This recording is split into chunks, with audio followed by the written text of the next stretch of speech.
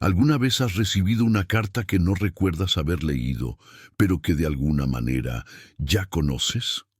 Una carta cuyas palabras se sienten familiares, como si las hubieras pensado tú mismo en algún momento oscuro de la noche.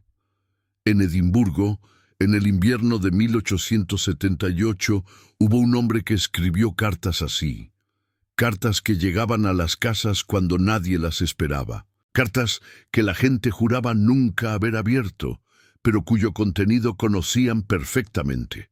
Y lo peor de todo es que cada persona que recibió una de esas cartas empezó a olvidar algo importante, algo que nunca recuperaron.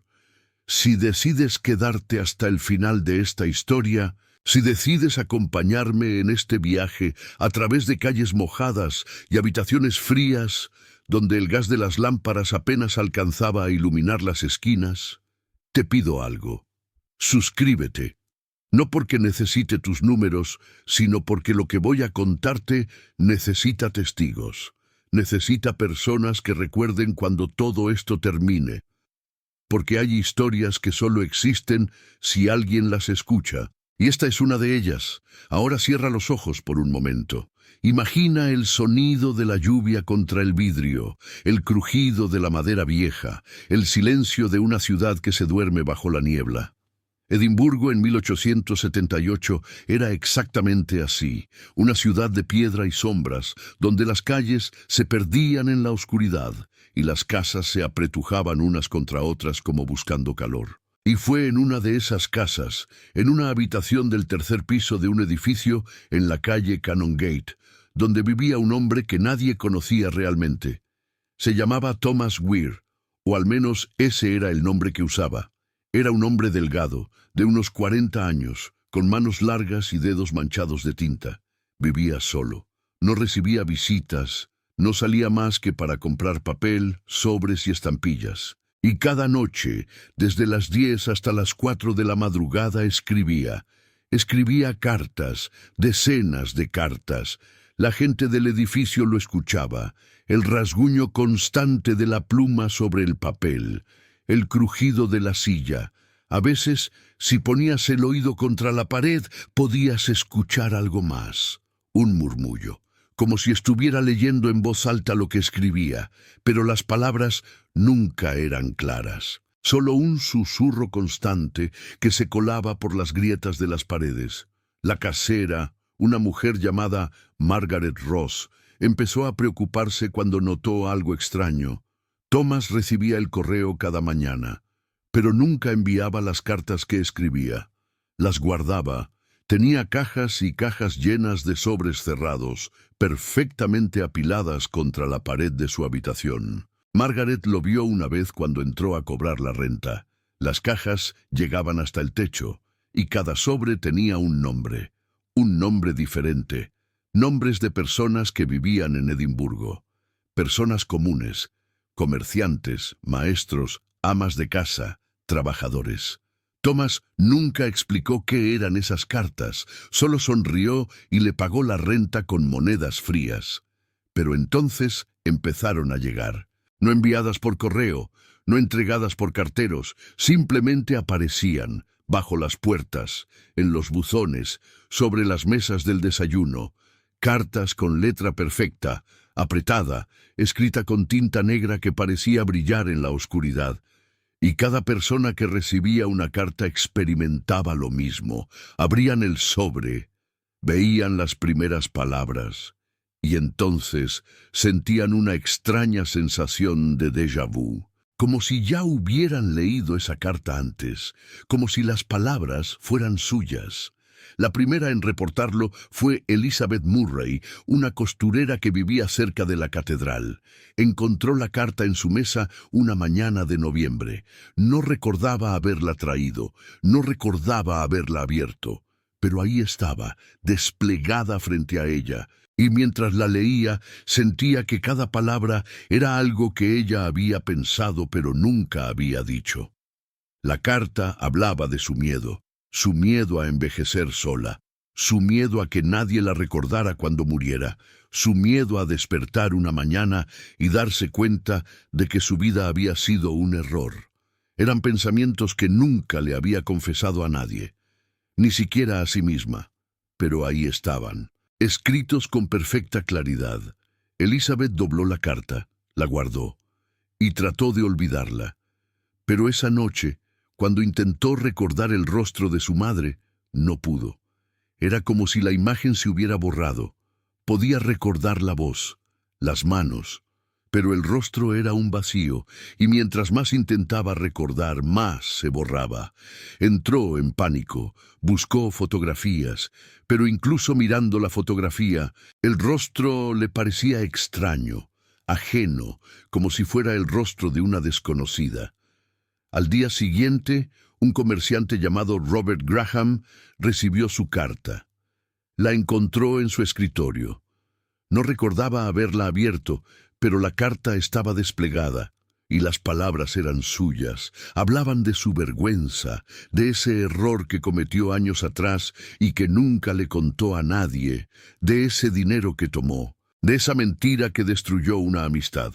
Cosas que había enterrado tan profundo que casi había logrado olvidarlas. Pero ahora estaban ahí, escritas con tinta que parecía húmeda, como si acabara de secarse. Y esa noche Robert olvidó el nombre de su hijo. Lo vio durante la cena y supo quién era, sabía que era su hijo. Pero el nombre había desaparecido, se había borrado, y cuando su esposa le preguntó qué le pasaba, Robert no pudo explicarlo, solo sabía que algo dentro de él se había roto. Las cartas siguieron llegando, una tras otra, a maestros, a médicos, a trabajadores del puerto, siempre lo mismo, palabras que parecían arrancadas del interior de cada persona, secretos que nadie conocía, miedos que nunca habían sido dichos en voz alta, y siempre, después de leer la carta, algo se borraba, un recuerdo, un nombre, un rostro, algo importante, algo que no podían recuperar. La gente empezó a hablar. Algunos decían que era brujería, otros que era una enfermedad mental colectiva. Pero nadie sabía de dónde venían las cartas. Nadie había visto a Thomas Weir entregarlas. De hecho, muy pocos sabían que existía.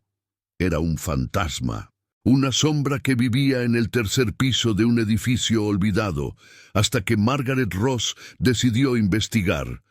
Una noche de diciembre, cuando la niebla era tan densa que apenas se veía a 2 metros de distancia, Margaret subió las escaleras hasta la habitación de Thomas. Llamó a la puerta. No hubo respuesta, pero podía escuchar el rasguño de la pluma, el murmullo constante. Empujó la puerta. No estaba cerrada, y lo que vio la dejó paralizada. Thomas estaba sentado frente a su escritorio, escribiendo. Pero había algo mal. Su mano se movía demasiado rápido. La pluma volaba sobre el papel sin detenerse, sin pausas, sin errores, y mientras escribía, susurraba, palabras en un idioma que Margaret no reconocía. O tal vez sí, tal vez eran palabras que ella conocía, pero que su mente se negaba a procesar, palabras que dolían al escucharlas. Y entonces Thomas se detuvo. Lentamente giró la cabeza, miró a Margaret y sonrió, pero no era una sonrisa humana, era algo más, algo que se estiró demasiado, que mostró demasiados dientes, y sus ojos no tenían pupilas, solo blanco, como si todo lo que había dentro de él se hubiera vaciado hace mucho tiempo. Margaret corrió, bajó las escaleras, salió del edificio, y no volvió. Pero esa noche, cuando intentó recordar por qué había huido, no pudo. El recuerdo se había borrado. Solo quedaba el miedo sin razón, el miedo sin forma. Las autoridades finalmente se involucraron cuando más de 30 personas reportaron pérdida de memoria. Todas habían recibido cartas. Todas describían lo mismo. Palabras que no recordaban haber leído, pero que conocían, recuerdos que desaparecían, nombres que se borraban, La policía fue al edificio de Canongate. Subieron al tercer piso. Llamaron a la puerta de Thomas Weir. No hubo respuesta. Forzaron la entrada. La habitación estaba vacía, pero las cajas seguían ahí, cientos de cajas llenas de cartas. Los oficiales empezaron a abrirlas, y lo que encontraron los llenó de un terror silencioso. Cada carta estaba dirigida a alguien. Cada carta contenía secretos, pero no eran secretos inventados, eran reales, eran precisos, como si Thomas hubiera estado dentro de la mente de cada persona, como si hubiera extraído lo más profundo, lo más oscuro, y lo hubiera puesto en papel. Y entonces uno de los oficiales encontró algo más. En la última caja, cartas sin nombre, cartas sin dirección, cientos de ellas. Y cuando abrió una, lo que leyó lo hizo retroceder. La carta estaba dirigida a él, con su nombre, con sus secretos, con esos pensamientos que solo él conocía, esos miedos que nunca había confesado. Y al terminar de leerla, sintió como algo se borraba dentro de él, algo que nunca recuperó. La investigación se detuvo. Oficialmente, Thomas Weir nunca fue encontrado. Las cartas fueron quemadas, el edificio fue clausurado, y la gente que recibió las cartas lentamente olvidó que las habían recibido. Pero no olvidaron lo que perdieron. Los vacíos quedaron, los nombres borrados, los rostros que ya no podían recordar, esos huecos en la memoria que nunca se llenaron. Pero la historia no terminó ahí, porque años después, en 1923, durante la demolición del edificio de Canongate, los trabajadores encontraron algo. Una habitación oculta, detrás de una pared falsa, y dentro de esa habitación había más cajas, más cartas, miles de ellas. Algunas con fechas de 1878, otras más recientes, de 1890, de 1905, de 1920, como si alguien hubiera seguido escribiendo durante décadas, como si Thomas nunca se hubiera ido realmente. Y lo más perturbador, algunas de esas cartas estaban dirigidas a personas que todavía estaban vivas, personas que vivían en Edimburgo en 1923, personas que nunca habían escuchado de Thomas Weir. Pero cuando las autoridades intentaron contactarlas para advertirles, descubrieron algo extraño. Todas esas personas reportaron lo mismo. Habían encontrado una carta recientemente, una carta que no recordaban haber abierto, una carta cuyas palabras ya conocían. Ahora escucha, quiero que pienses en algo. ¿Alguna vez has sentido que olvidaste algo importante? No algo trivial, no dónde dejaste las llaves, sino algo más profundo. Un recuerdo que sabes que deberías tener, pero que ya no está. Un nombre que se siente familiar, pero que no puedes pronunciar. Un rostro que deberías reconocer, pero que se ha vuelto borroso. Tal vez no fue solo el tiempo, tal vez no fue solo tu memoria fallando. Tal vez alguien escribió sobre ti, sobre tus secretos, sobre tus miedos. Y al hacerlo, tomó algo que nunca te devolvieron. Si alguna vez has sentido eso, si alguna vez has tenido esa sensación de vacío sin razón, escribe en los comentarios solo 2 palabras. Lo olvidé. No necesitas explicar más. Solo eso. Y si conoces a alguien que no debería estar solo mientras lee esto, compártelo. Porque hay cosas que no se deben cargar en soledad. Hay vacíos que crecen en la oscuridad. Algunos dicen que Thomas Weir sigue escribiendo, que en algún lugar, en alguna habitación oscura, su mano sigue moviéndose sobre el papel, que sigue extrayendo secretos, sigue robando recuerdos, y que cada carta que escribe es un vacío que crece dentro de alguien, un hueco que nunca se llena, un nombre que nunca se recupera, y tal vez sea verdad, tal vez no.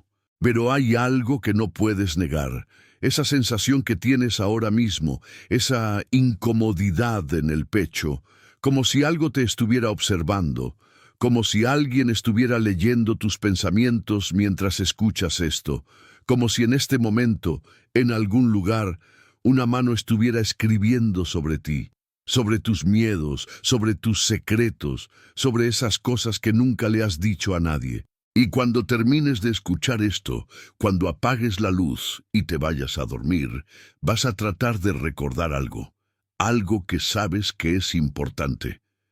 Pero tal vez ya no esté ahí, tal vez se haya borrado, tal vez alguien ya lo haya tomado.